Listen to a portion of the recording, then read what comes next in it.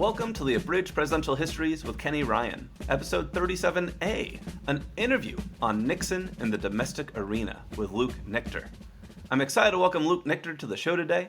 Luke is a professor of history and the James H. Kavanaugh Endowed Chair in Presidential Studies at Chapman University. He's written numerous books on the presidency and runs the website nixontapes.org, which is the only website dedicated solely to the scholarly production and dissemination of digitized Nixon tape audio and transcripts.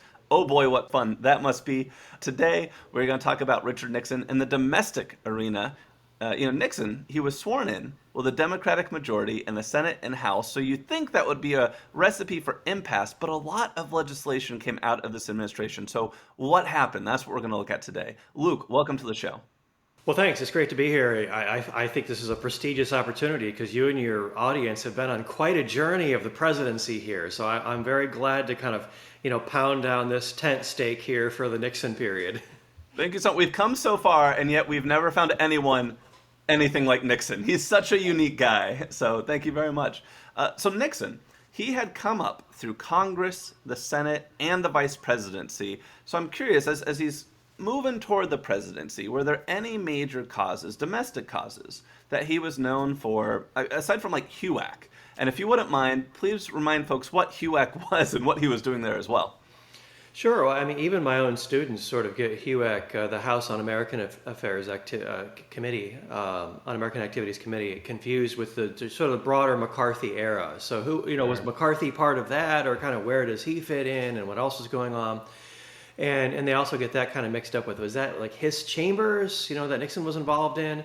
And so, the way I look at it is the country is occasionally, we often define ourselves by some external threat or enemy. And a lot of times it seems like we get along better as Americans when we agree on the nature of that threat. So during the Cold War, you had a lot of ideological overlap between the Democrats and Republicans because you always had a reliable number of anti-communists in both. And so anti-communism was the major feature of that HUAC era. It was a Red Scare. We had a first Red Scare after World War I, concern after the Russian Revolution in 1917. But of course, the Russians became our friends, sort of, during World War II. But then, after 1945, in the wake of World War II, we were again kind of on opposite sides. We dropped the two bombs in Japan. They developed a bomb by 1949 that really scared us. Now the possibility of a, nuclear atomic World War III was within possibility to create an Earth that no one could live on in the future. And so really that era became very concerned about domestic groups that could be supported by the Soviets, influenced by communists. Certainly if you were a member of the Communist Party, that was not a good time, in politics. Yeah. And our nation really didn't experiment much with socialist or Communist Party members as, say, even our allies in Western Europe. And so in the House, you had HUAC, and Nixon was a junior member on that. And probably the most famous part in terms of his role was the allegations against Alger Hiss, a State Department figure prominent under the Truman years, that he had been a communist or associated with communists. And the allegations were made by Whittaker Chambers. And Nixon sort of, doggedly kind of followed this story. I say to my students, it's really a life experience for Nixon that defined a lot of his political assets, but also his political liabilities. Mm-hmm. And probably for every friend he made at least that many enemies. Yeah. And the most notable part of it is this sort of, it's been called the Pumpkin Papers, where apparently the proof that Hiss had copied these State Department documents and smuggled them out of the State Department was supposedly in this microfilm that Nixon found in this pumpkin on a farm in Maryland. And yes, it is that odd. Like we really don't still, I think, have the facts for how exactly that happened. Right. And so McCarthy was off in the Senate investigating communists, ultimately leading to the Army hearings. When I did the Henry Cabot Lodge biography, Lodge suspected that McCarthy's real target was actually Eisenhower himself. Because McCarthy was a conservative Republican. Eisenhower was part of what I call this is a bit, strange, the moderate to liberal internationalist wing of the Republican Party. Yeah. And did not support Eisenhower in 52. McCarthy supported Taft. And Mr. Republican Robert Taft had been steamrolled by Eisenhower and Lodge and Brownell, the gang around Eisenhower that really propelled him to the White House. And so McCarthy's Army hearings really disintegrated his own support, because I think Lodge suspected that that McCarthy was investigating a time period when Eisenhower was actually the Army Chief of Staff, and would have been knowledgeable and had signed off on discharge papers, even of suspected communists. And so Lodge and those around Eisenhower suspected Eisenhower was actually the target, and they needed to shut him down prior to that. So I think that really is, in a nutshell, the McCarthy era. And Nixon's part of that was his role on HUAC, including the Hiss Chambers case. Fascinating. And so this is what Nixon's really known for when he's a congressman coming up. Was there any domestic cause that he was associated with? Anything that he championed? Or was he just known as, I'm an anti-communist guy, and that's what I'm growing my career on? Well, I guess it's interesting because, today anybody who likes politics, and if you're, breathing air in 2024, you have no choice but to have a reaction to what's going on. But we use terms like liberal and conservative and progressive and even Democrat, Republican, because they help us to organize our thoughts and kind of figure out where people stand. But those terms have changed meaning over the years a lot. And you don't need to go back to your earliest podcast to see where they were really different in some case, and the political world was kind of upside down. But in Nixon, I always tell my students, don't think about this in 2024. You've got to take yourself to the context of the time. And for a Republican coming of age in the 30s and 40s, as Nixon was, Nixon campaigned for the first time in Congress in 1946. Republicans at that time called themselves practical progressives. I don't know how many Republicans today are calling themselves progressives, but what that meant back then, what does that mean? What it means is that, Republicans in the 40s were blamed for being the party of no. Their only answer to FDR and the New Deal is they were against all of it. All of it was terrible. And so a practical progressive meant you weren't against all of it. What you hope to do is either make it a bit more efficient or maybe shade some of it towards a Republican or a sort of market-driven realities and not just big spending bills, and make it a bit more accountable, I think was that generation. And to answer your question pointedly, I think that's who Nixon was, but also his rise was so quick. He wasn't around anywhere for any point of time to champion much. So the House was a lot of anti-communism. He established his foreign policy footing on the Herter Committee as a junior member, which made the recommendations that led to Marshall Plan funding, aid to Greece and Turkey, support of NATO, what became the European Community, and Marshall Plan funding. But he was only in the House for 2 terms, from 47 to 51, and then he reaches the Senate, while he's still in his 30s, running in 1950. It really is one of the most linear, rapid rises. It's right up there with TR and JFK. And then, by early 52, he's only in the Senate for less than 2 years. And there's talk of, as far as I haven't been able to nail it down exactly, but as far as I can tell, it was Senator Henry Cabot Lodge approached him on the Senate floor, Senator Nixon, and said, what would you think about the idea of being on the ticket with Eisenhower later this year? Ooh. And Nixon said something like, sure, who wouldn't? Eisenhower was a hero, a figure bigger than politics. And so he'd really only been in government at that point less than 6 years. And so I would say it was anti-communism, and then it was establishing his foreign policy footing. But, so to conclude the thought, so much has been written about Nixon as this partisan, visceral figure who sort of crawls out of the sewer every 4 years to campaign for someone or something. And you know what? I say to my students, he is Tricky Dick. But I think in hindsight, the question is, was he really trickier than his contemporaries? Ooh. When it comes to when Lyndon Johnson was the master, the Kennedys were better than anybody at winning and keeping what they got politically. But you have to remember, and takes hindsight to reflect on this, Nixon came out of the Earl Warren wing of the California Republican Party, who considered himself a practical progressive. I think he was pragmatic more than anything. He shifted right when he needed to, and he shifted left when he needed to. But I can't do any better than his own description. He really considered, he was on the moderate to liberal internationalist wing of the Republican Party.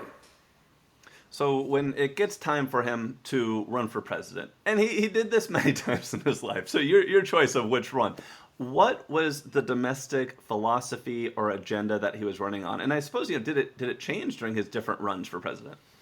Yeah, so of course, to refresh your Yeah. audience memory, so he lost narrowly to the presidency in '60 to Hmm. JFK and LBJ, and about a 500,000 votes in the popular vote. But of course, we decide outcomes in the Electoral College, where it was a bit more decisive in '60. Yeah. But it's Yeah. still, I mean, it used to be said it was one of the closest elections in U.S. history. But I think Yes. for young people, every election's close these days. I mean, since That's true. 2000, and in some cases, you have the loser of the popular vote more than once who wins the Electoral College vote. So that distinction of the closest election is a bit, being blurred, for Yeah. younger people who are really going to carry the ball down the field for us in the future in terms of shaping our future history. And then he loses more decisively and in humiliating fashion in '62 for the California governorship against Pat Brown. And no, still today, people debate, well, could you imagine a vice president, in a way taking a demotion and Hmm. running for governor? I mean, California had just passed New York as the most important state in terms of population in 1960. So it was not, that's an important job, obviously. Yeah. But it's Yeah. still a mystery. I mean, most of us couldn't imagine, say, Vice President Harris stepping down Sure. as vice president and running for governor. You think, like, is that really a step That's a up? great point. What's the Yeah. thought process there? And I think the closest I can guess with Nixon is just what Eisenhower wanted him to do. And this is not on the Hmm. public record. Eisenhower believed to be president, he was old fashioned. That shouldn't surprise your audience. You Yeah. needed to have executive experience to be president. And for him, that was the military. You could also get it in corporate America. You could get it by running a large cabinet department like state or treasury, which really it's a big management job, like almost like a corporation. Or he Yeah. thought you could be governor of a large state. Nelson Rockefeller in New York. Why not Yeah. Nixon in California? To continue the Eisenhower moderate to liberal internationalist tradition in bi-coastal fashion. Yeah. And so Yeah. he loses in more humiliating fashion in '62. So I look at it like this to answer your question. I think Nixon ran a bit more to the left in '60 within the framework of the Republican Party. His running Hmm. mate, Henry Cabot Lodge Jr., was a bit more to the left even of him in '60. Mhm. Nixon and Lodge promised the first African American in the cabinet, if elected. No, Wow. no, no one dared say such a thing. I mean, that was an absolute third rail issue Yeah. at a time when JFK still had segregationists on the dais in LA like Orville Faubus. Right. So this Right. was Yeah. this was a different time period when really Republicans were known more for civil rights until LBJ passed the Civil Rights Act of '64, Voting Rights Act of '65, and Democrats take that mantle largely away from Republicans because especially Southern Democrats are moving by the millions out of the Democratic Party and they become Republicans. So it flip-flops during that time period. And so I think by '68, after the Goldwater wipeout in '64, one of the four great landslides of the 20th century, so you see Nixon lost being a little bit too liberal, I think. Goldwater lost Hmm. for being too conservative. Nixon Yeah. thought my political lane needs to be somewhere in between them. Yeah. So I think he ran much more as a moderate. I think his view, though, to your point, Nixon, I always say, is in a way really the end of the line of kind of the liberal presidents.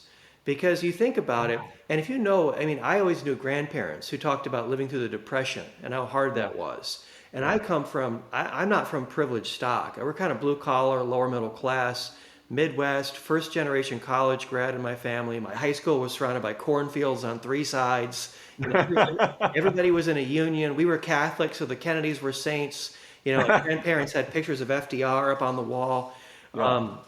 And so the way I look at it is I think, Nixon, it wasn't until Reagan where it was kind of the joke that government is the enemy. I mean, he said Right. those words, and it's Yes. become a joke. It's kind of like, hi, I'm from the IRS and I'm here to help. Right. you know, Right. but Nixon was really the end of the line where the helping hand of government had a Yeah. duty to help people and lift people. And so I think that Yeah. was Nixon's philosophy that changed during kind of Ford and Carter. We thought to question it. And then I would really say from Reagan forward, it's Yeah. really been a reversal where, I think no one gets elected these days by promising bigger government. I mean, Right. obviously Democrats still lean more in that way, but even then Right. it's all mixed up. I would say since Bush 43, both parties are big spenders. Yeah. So again, this even Republicans with their traditional kind of small government principles, I think, have not necessarily put their money where their mouth is in the last 20 years. What did the two parties stand for domestically back in 1969? What were the, and like today, there's clear domestic policies, whether it's gun control, abortion, taxes, what have you. What were the big battle lines in 69? Well, in 69, you would think this is ancient history, right? This has been Yeah. 55 years. This is not. This is really cutting edge history. And I say that because today there's really not a comprehensive book on Nixon's domestic policy. Yeah. I would argue there's not a definitive biography of Nixon. I would argue there's not a definitive book on Nixon's White House years, or of Watergate, or of all the intelligence stuff that went on in the mid 70s. And so this is really, this is cutting edge. And so I'm going to go out on a bit of a limb here and say, I think if you look at the modern presidency, and you look at any two presidents, one that succeeded another, I think it would be hard to find two other than Johnson to Nixon where so much of the previous president's agenda was unfinished. Johnson planned to run again. And so not just the war, leaving 500,000 troops deployed in Southeast Asia, but so much of his domestic policies were contingent. And I think in the future, it could be 10 years, it could be 50 years. I might not be here. If I am, we'll have to come back and do another podcast to really make sense of it. It used to be 50 years was enough time to look back, and you kind of can make sense of things. But it's taking longer. Government secrecy is bigger. People live longer. It used to be about 30 years. Everybody was dead. The records are opened. Let's go dive in and figure out what really happened. It's taking longer. It's really 50 to 75 years now. But to answer your question, I think a lot of the ideas, especially domestic ideas, of Nixon's his agenda and his presidency, the seeds were planted in LBJ's. And a lot of his ideas weren't original. Now you can say that in a way none of our ideas are original. We're standing on the shoulders of giants or whatever analogy you want. But I'll give you an example, and I printed out a small list. I used to go to the LBJ library a lot. In the gift shop, they sold this T-shirt which had all these words on the front and the back. I didn't know what it was, and I went and looked at it, and I realized in very small print, it was just a list of the most important pieces of legislation during his administration. It was incredible. I mean, it looked like a dense crossword puzzle on the front. Right. And Nixon's, I think, now I don't know that a Republican presidential foundation would make a T-shirt and be proud of it in the same way. But don't forget, I think you could make a similar case for Nixon domestic policy. And I think also the size of government didn't shrink under Nixon, a Republican. It grew even after Lyndon Johnson's Great Society. And so I'm just kind of going down the list here, just a few bullet points. And a lot of these, and I admit, Nixon did these things with the help of a Democratic Congress. House and Senate had nearly veto-proof majorities, so he had to cooperate. They'd forced them to work together, and ending the draft and giving the 18-year-old right to vote, peacefully desegregating Southern schools, restoring treaty rights to Native Americans, quadrupling the number of women appointed to high government positions, breaking the inner-city heroin epidemic. That sounds relevant today, except for it's not cities, it's everywhere. Minority small business investment corporations, kind of bringing venture capital and marrying that with minority businesses, signing Title IX to help women's sports, Talent's huge, which has obviously grown much beyond Nixon ever could have imagined. Perhaps he's rolling in his grave to some degree. Supporting the environment by creating the EPA, NOAA, the National Oceanic Atmospheric Administration, signing Clean Air, Clean Water, Marine Mammal Act, Endangered Species Act, Anti-Ocean Dumping Act, really launching the telecommunications revolution. This is kind of where C-SPAN comes from, and the internet and all these kind of telecommunications, cell phones, kind of comes out of research that started in the 60s and went into the 1970s. Again, it doesn't mean that I'm not saying Nixon invented the internet, but it was a time of creativity and research. Yeah. And he was willing to commit funds to research even without a predetermined outcome or result. Restoring, revenue sharing, pushing down taking federalism, the idea of kind of pushing down power down to the states and local communities. He didn't spend less on welfare, but he wanted to distribute it more efficiently. Instead of giving a big chunk of it to the bureaucracy to administer, he experimented with, how about direct payments to the recipients who need it? How about experiments under Pat Moynihan as his urban affairs advisor, talking about a negative income tax, family assistance plan? I mean, Ted Kennedy, I recall, during the Affordable Care Act, or we know as Obamacare, said our best chance to get national health care was under Nixon in 1974. And Nixon's own party wasn't really supportive, and the Democrats didn't want to give Nixon support for getting it. So I think that kind of broke down due to dysfunction in both parties. But also, really, I could go on, but that gives you a nice, it's a long list all over the place. So, and I'm curious, you mentioned this about how Democrats did hold such huge majorities in Congress and the House. So how did that influence Nixon's legislative strategy? You know, these things you mentioned, how many of these were Nixon ideas? How many of these were Democrat ideas? And he's just going along because that's his strategy to how he's going to have a successful presidency when the other party holds Congress. No, I think that is the number one question. These days I think we have a bit more of a visceral reaction, like, oh no, the House or the Senate is the party opposite of the president.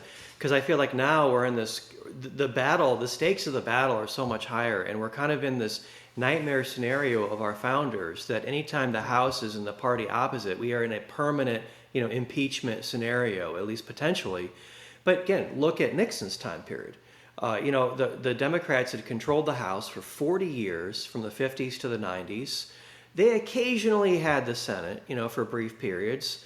But, they were considered the party of government, of domestic policy. I think it was a more natural fit for the Democrats to be in charge in the House and Senate.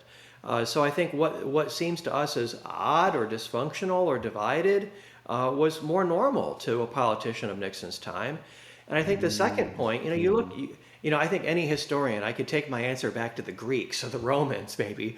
But I mean, let's go back to James Madison. I think the founders, in a way, expected government to be divided. And they saw government as really producing its best ideas when compromise was a reality. And these days, compromise is a pejorative, a kind of dirty word. None of us wants our side to compromise because it sounds like we just sold out. You feel like you're losing instead of focusing on what you're winning. And compromise means you're going to have a primary challenger. Right. On both sides. So I think under Nixon's time, it was really, more natural to have divided government. And I've even seen some limited studies that I remember at the beginning of Bush 43, when the Republicans had House, Senate, and presidency. And more recently, under Obama, when the Democrats had all three, or Biden, they actually get less done. And now, how do you define less done? I mean, you can look at it different ways, but I think it's natural. I think the reason why the founders had three co-equal branches of government, the president is the leader of one, not the leader of all. We forget that. Is because we expected there to be at least some part of that to be controlled by the other side. And so I think divided government was considered to be a natural. And specifically, I'll answer your question. I don't know if I've listened to all the Nixon tapes, but if not, I've listened to the vast majority of them.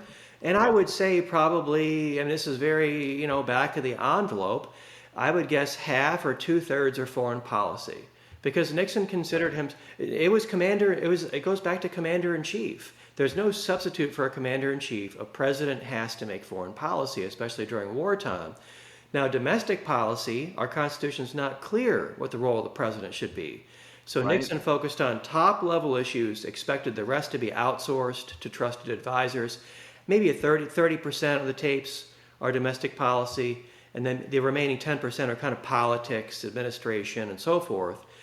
Domestic policy, unlike foreign policy on the tapes, is not always a story with a beginning, a middle, and an end, where you can see how the seed was planted, it takes root, the options were considered, and even in some cases, how they reflected after the fact.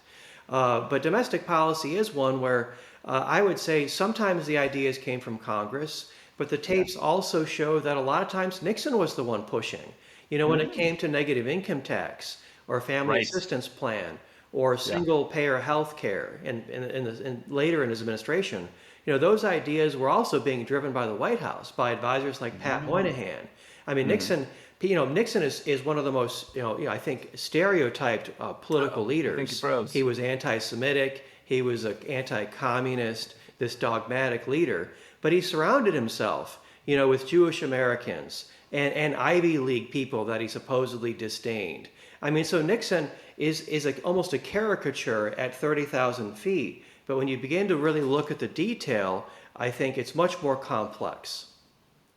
You mentioned Eisenhower earlier, and I'm curious how much Eisenhower was a model for Nixon, because you look back to Republican presidents he could have looked to. Before Eisenhower, you got to go all the way back to like Hoover, who's not a great, role model for you. And Eisenhower was someone who worked a lot with LBJ and the Democrats across the aisle. Those were almost his better allies. So was that an influence on Nixon and his willingness to be like, yeah, I'll work with Democrats? Ike did. Well, I think you look at it, I mean, I don't think there's a great deal of difference between Nixon and, say, John F. Kennedy, between Nixon and Lyndon Johnson. The Eisenhower administration, and a key part of that was Vice President Richard Nixon, who at the time, Vice President didn't have a West Wing office. Right. Vice President was considered a kind of quasi-legislative branch official whose base of headquarters was really on the Senate side of the Capitol. He worked closely with LBJ. And I think in a way, one of Kennedy's most brilliant political techniques was during a campaign. I think he did it against Nixon in 60 with the missile gap. And I think he did it against Lodge for the Senate in 52. Kennedy actually had this technique of shifting to the right of his Republican opponent. And it so discombobulated his Republican, because that's so unnatural a position to find yourself in. They really didn't know how to respond. And so, their private writings suggest that actually not only were they friendly, they were friends, they got along, they saw eye to eye on a lot. Now, don't get me wrong, they would have been happy to see the end of the other's career. I mean, politics is mortal combat. But I do think that there was a sort of kindred spirit among them, that these were serious players at the height of their game, titans of their own parties, of their own era. And I think there was a certain respect among thieves that they were the very best. And a realization that in politics, you are humiliated today, you conquer tomorrow. And with that shift of like majority, minority, and you've been in government long enough, you realize that the person I just humiliated, I might need him tomorrow, when their heel is on my neck. You mentioned how on the tapes you will hear that there were some domestic policies Nixon was really behind. What were what achievements was Nixon most passionate about in that arena? That's a great question, and I think his own answer has changed over the years. So you can for example, you can go to the tapes and find one body of evidence. You can look at his memoirs. He didn't really do an oral history, but these interviews he did with Frank Gannon in the early 80s, which are at the University of Georgia, he might say something a little different. And then he had a post-presidency, unlike Johnson and unlike Kennedy. He had 20 years to think about things and read and try to make sense of what he lived through. And so he was on Larry King, and he was on all the talk shows and all that. And so he was asked that exact same question all the time. I've heard it different ways. I rewatched a Larry King episode in the last couple months. I think it was from 1992. Of course, Nixon dies in April of 94. So he lives almost 20 years after he resigns in disgrace in August of 74. And I was surprised by his answer. He says to Larry King that his most important accomplishment, he didn't say domestic policy. He said most important, period, was the war on cancer in 1971. Because he felt that impacted more human lives than anything else. And I thought that's an interesting way to look at it. And I would not have answered until I saw that. Had we had this interview 6 months ago, I would not have thought that. On another one, he talked a lot about women, bringing women into government, which is a focus. This with Women's History Month, and Pat Nixon's birthday is March 16th, which happens to be tomorrow from the day we're recording this. Yeah. And so it's a whole weekend extravaganza now at the Nixon Library. And Nixon not only brought women into government, he appointed this is my term, not his. He appointed kind of a czar for women, that we need to get the numbers up. In 71, he suggested Mildred Lilly for the Supreme Court. In 71, a decade before Sandra Day O'Connor.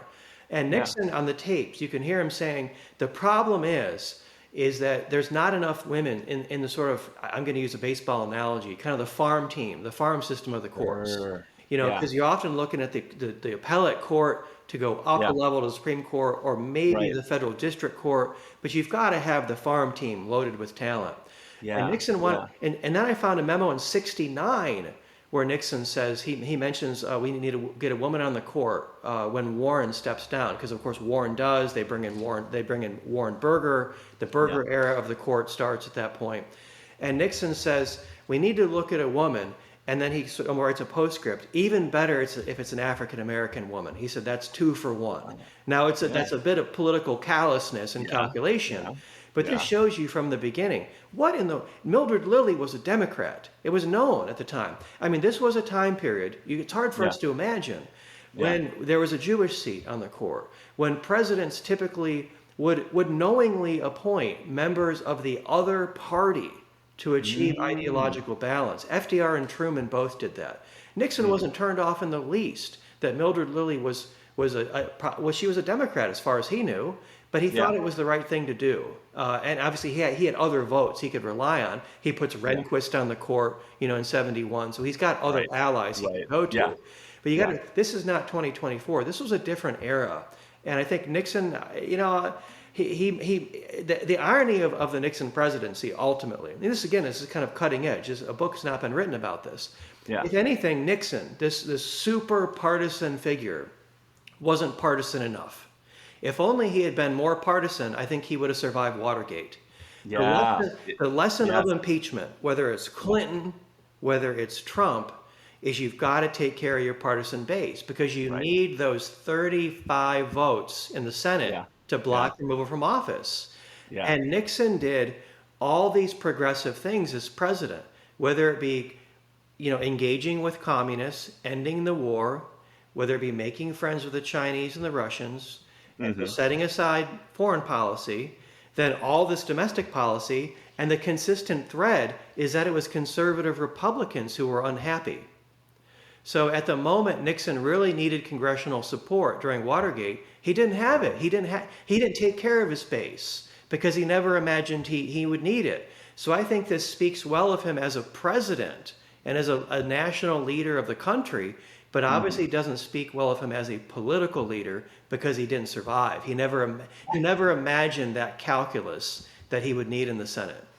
Absolutely. And it's so funny because it's the last thing you expect when you start studying Nixon, because of the caricature that's in your head of this boogeyman. And then you find a guy who's actually kind of in the middle, and you're like, what?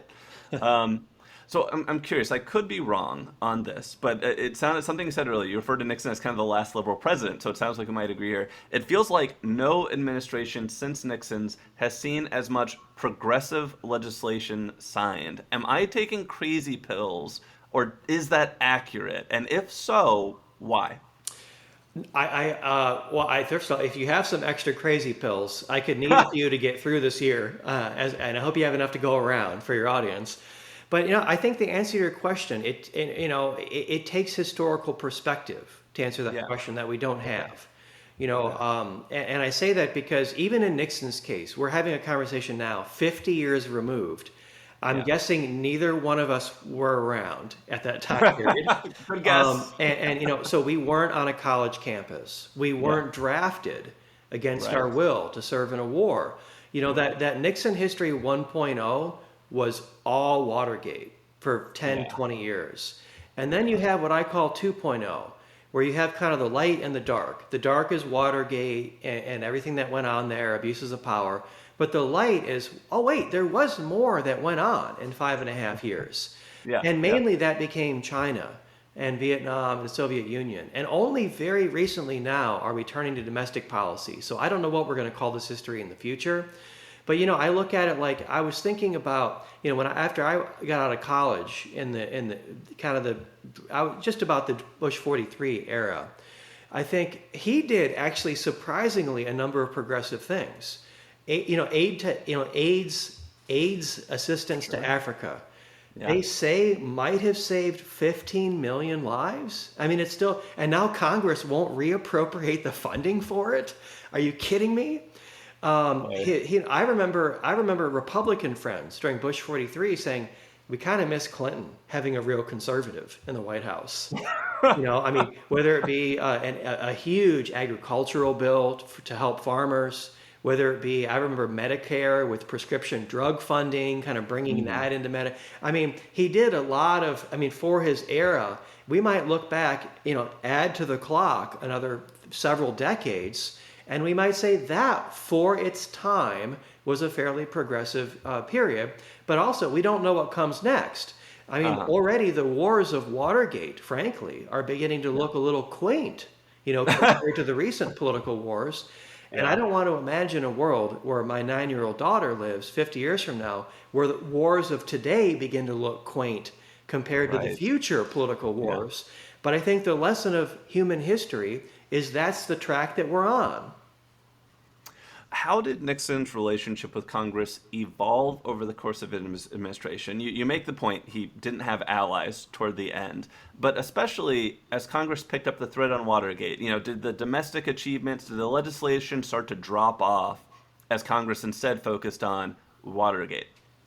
Well, I think Nixon's evolution in Congress is obviously he understands better than you or I that when he's sworn in on January 20th, he doesn't have the House or the Senate. So he's going to have to get along. And so what Nixon thought about, they back then they called it, instead of, we're not going to get a Republican majority, they concluded, obviously. They hoped to chip away a bit at the Democratic, at least make it close. But the goal instead was to craft what they considered to have an ideological majority. That actually a lot of conservatives in the Democratic Party, some of whom were to the right of Republicans, that together we could cooperate on issues and think of it more like, not like a party line vote, but more of like an ideological vote. And so, you have conservatives in the Democratic Party. And by the way, I mean, you look at the list of prominent conservatives back then, they're almost all Southern and they're all chairs of some powerful committee, especially in the Senate. And so conservatives, I think, after Civil Rights Act of 64 and after Voting Rights Act of 65, at some point, I don't want to say they ever, the tension they have with those issues ever goes away, but they sort of gradually stop talking about them. And instead, in the South, they start focusing on national defense and bringing military, like Richard Russell, bringing all his defense installations to Georgia. And Strom Thurmond, I'm worried about textiles and free trade and what's Japan do to the calculus in the 1970s. And so they kind of shift to other areas that are more natural ones for cooperation across the aisle because they're really more ideological. We forget sometimes that, we look at party labels or party talking points, that an awful lot that happens in Washington happens for selfish personal reasons at the end of the day. Yes. You want to talk about strange parts of the political continuum. It's not two-dimensional. You take a look at like 2016, the current populist movement in both parties actually kind of reaches around in the back and touches. You take like the Bernie Sanders voters have in common with the Trump voters in 2016. They're concerned about China and jobs and free trade. I mean, that is a very strange part of the political spectrum, but that's the one to really keep your eye on because a similar configuration could decide what happens this year. And so what I'm trying to argue is party labels are important, but ideology also matters, an awful lot. The huge number of people this year who won't admit who they're actually voting for, or at least won't say it honestly. And whether, never Trump is bigger than never Biden, it might be the question of the entire year. But in Nixon's time period, I think he had ideological allies. Nixon was the first president since I think it was about 1840, in the mid-19th century, to be elected president and not have either the House or the Senate at any point of his presidency. That's a big difference. So you have to find areas to cooperate. And as I say, Nixon no more ended the Great Society than Eisenhower did the New Deal, despite the fact that Eisenhower and Nixon people to his right were desperate, to kind of retake government. Nixon didn't do that. I think those were kind of baked into government. They were accepted. We're going forward with them. We're going to try to make it a bit more efficient going forward and shade it more of a Republican kind of market-driven way. But I think that was basically Nixon's framework, is do what's possible. Did the existence of liberal Republicans and conservative Democrats make it easier to get things done in Congress back then? Today, it's each party's much more ideologically, you might say, pure than it was back then.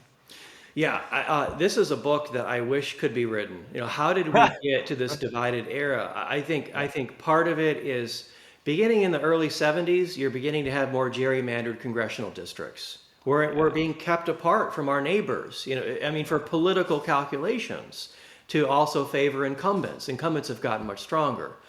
Are there other reasons? To what extent is the media dividing us rather than informing us? I think you're doing an admirable service here. But Thank you. what about some of the other options, around the spectrum? Social media. We could talk for an hour on social media. I think there's lots of ingredients baked into why we've become so divided. I don't know that there's one. I've not seen an explanation that really helps to explain this. But I think in Nixon's time period, again, it was different. I think Nixon was kind of the end of the line. Ford was much more cautious, inheriting that presidency from Nixon. And I think Carter was, again, it made sense. To me, it makes sense that you would have these kinds of short-term leaders, a Republican and a Democrat in the 70s, because both parties are in a process of consolidating and figuring out where do we go from here. And I think similar to today, in a way, in anticipation of an election like 1980, I don't think we get out of this seesaw battle that we have in government today unless one side wins in a semi-dominant fashion. I don't mean a landslide, but I mean White House, more than 50-50, more than winning the popular vote and losing the electoral college. An election outcome that people aren't protesting and claiming is false. Because I remember, and when I was in my early 20s working in the Speaker's office, a lot of Democrats refused to accept the outcome of the 2000 election because the Supreme Court had intervened and sort of created a path for Bush to become president. Yeah. And I don't know what else they could have done. I don't like what they did, but I can't suggest a better outcome. And obviously many more Republicans recently are also denying the outcomes of elections.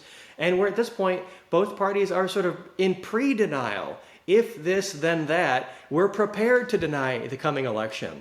And so I think we need to get to a point where it's decisive enough that even if you take into account, there's probably fraud in every election to some degree. That's not the question.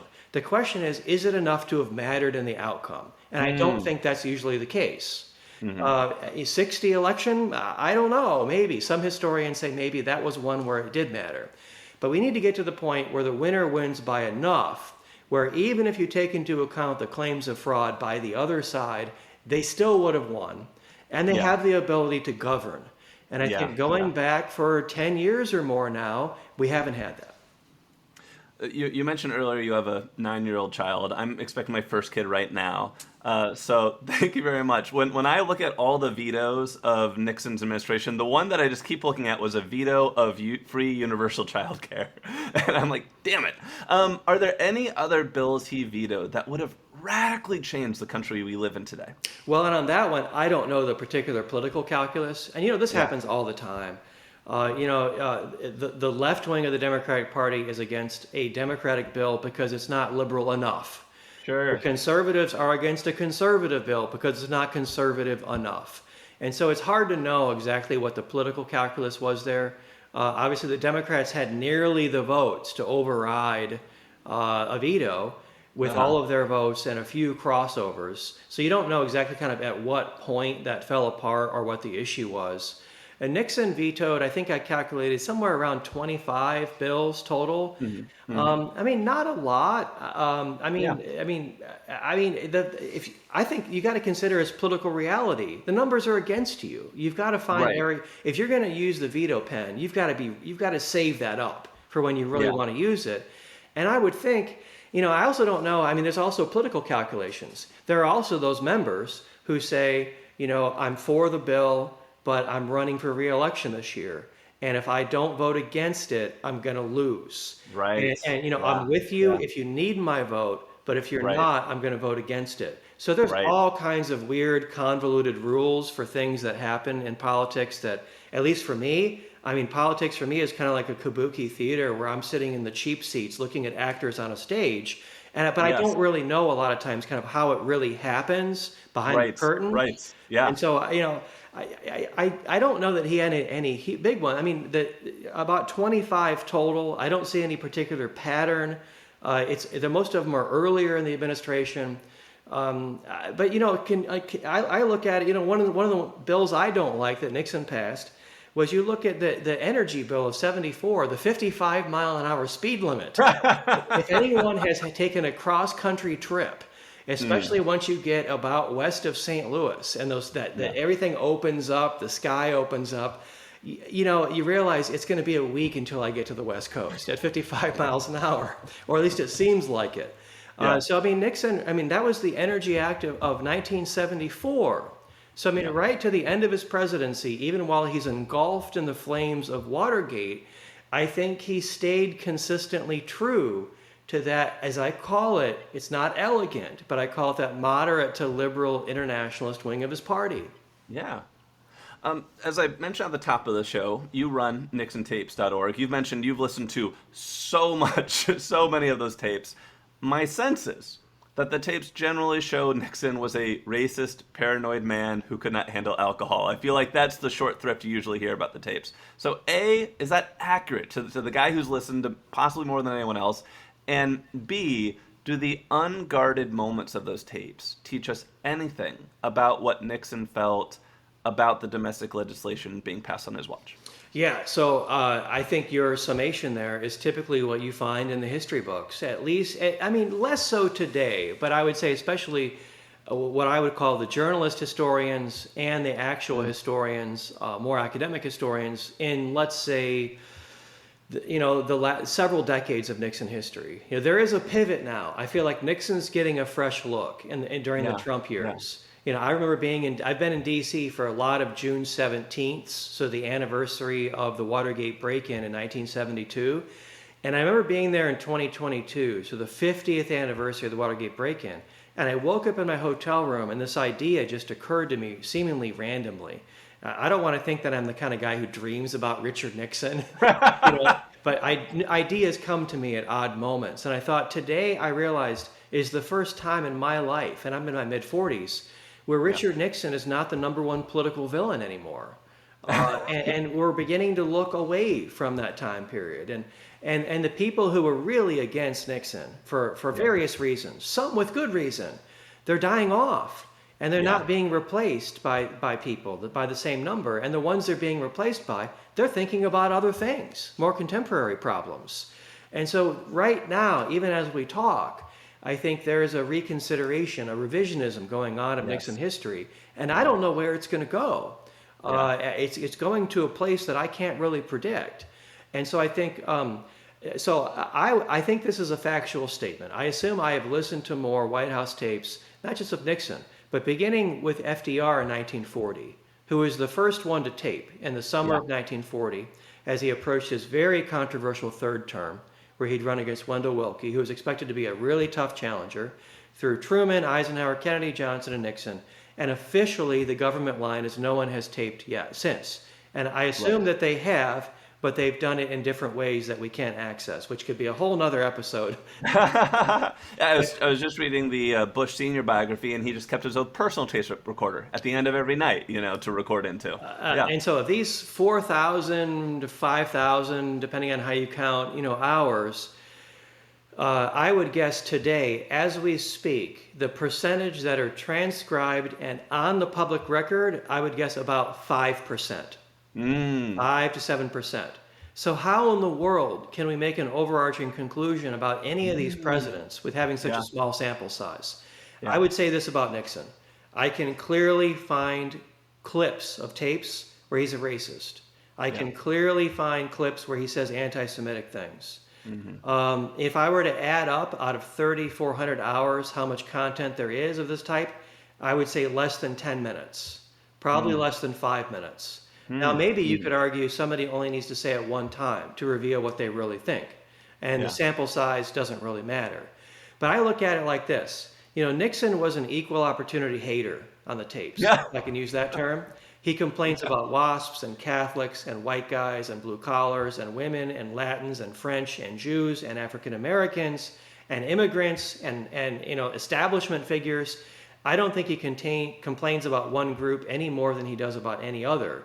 He's often on these tapes venting. He's letting off steam, just like Johnson and Kennedy. It's stream of consciousness. People assume if you want to know what happened, here's the tape. From any of these presidents, that's not really true. What the tapes show is a process, but not the conclusion. All these presidents, they tend to say very little about what they think definitively, and their job is really to feel out the other side and to have some extreme reaction to suggest almost like a straw man argument, like, well, you think this is a terrible idea, right?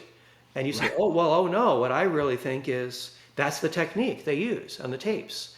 And so actually, the longer I listen to these tapes, my conclusion is how really not definitive, they're not definitive at all on lots of subjects.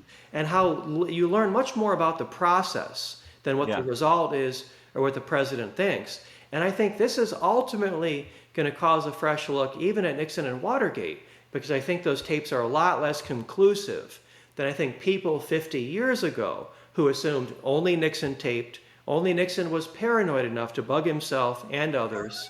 I mean, the perspective has really changed in 50 years.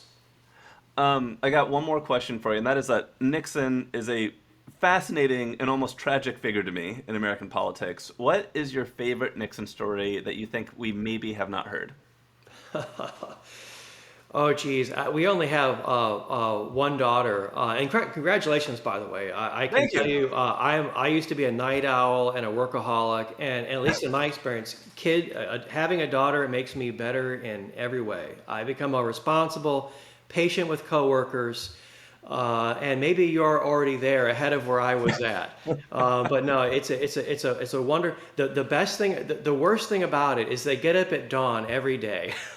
The best thing about it is you're going to get up at dawn every day, and you're going to get 2 or 3 hours of work done before any of your peers get any kind of work done who don't have kids. But I think if we had more than one kid, to answer your question, it would be like saying, which is your favorite kid? And so there's not really an easy, I don't really have an easy answer. I think what inspires me about studying the 1960s, Johnson and Nixon, you look at the number of books that continue to be churned out about Nixon and not other presidents. It's incredible. And I think Nixon himself, who, again, his tapes said, the press is the enemy, the establishment is the enemy. Henry Kissinger, write it on the chalkboard 100 times and never forget it. And he also said, and I think here's where he miscalculated, our contemporaries are never going to treat us fairly. It'll be the historians in 50 years. And here, well, it's been 50 years. And is it fair? Is it not? I think it's more fair than it used to be. We're getting there. We're taking, I think, another fresh look at the Nixon years. And so what fascinates me about Nixon is I think he understood this in politics, that in politics, it's better to be hated than forgotten. Because if you're hated, we're still wrestling with you. We're still trying to figure out what we really think. We're still trying to figure out where you belong in our presidential rankings. We're still trying to figure out who were the other presidents like you and sort of what box do we put you in American history. And with Nixon, I'm not sure there is anybody else in his box. Nixon has, even in post-mortem life, has maneuvered himself into this fairly unique place in the American consciousness. And we're still talking about him, not necessarily because we like him or we hate him, although that often, is a part of our conversations, but because the years of his presidency were consequential, for better or for worse. And that's the way I look at it. And I look at it that the more that I know, the more that I have to learn. We have 500 hours of tapes that have never been released, more than Kennedy ever recorded in his entirety, almost as much as what Johnson recorded in his entirety, and millions of pages of records, especially Watergate, that have never been open. So I feel like, whereas 50 years is normally enough time, the dust is settled, let's look back and figure out what really happened. With Nixon, I think this arc is a much broader curve. And I think we're going to be still figuring out Nixon for lots of decades to come. He's such a fascinating guy. If you've enjoyed this interview with Luke and want to learn more about Nixon, please visit Luke Nichter to find his numerous books on Nixon, the presidency, or the Cold War, and a link to his website on the Nixon tapes. You spell that LukeNichter.com. Thank you for your time, Luke. Thanks. Enjoyed it.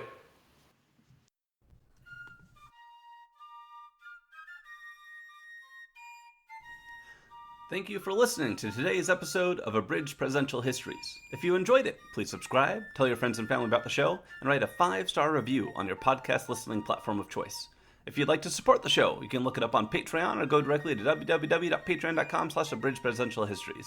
This helps me buy books and pay to host the show, and thank you so much to everyone who's contributed so far. The music in today's podcast is a public domain recording of the United States Army Old Guard Fife and Drum Corps. In our next episode, on April 8th, not the 1st, I will talk to Nixon biographer Jack Farrell about the political campaigns of Richard Nixon and the development of the Southern Strategy, a plan to flip the Old South to the Republican Party by dog whistling on race. That's coming up next time on Abridged Presidential Histories.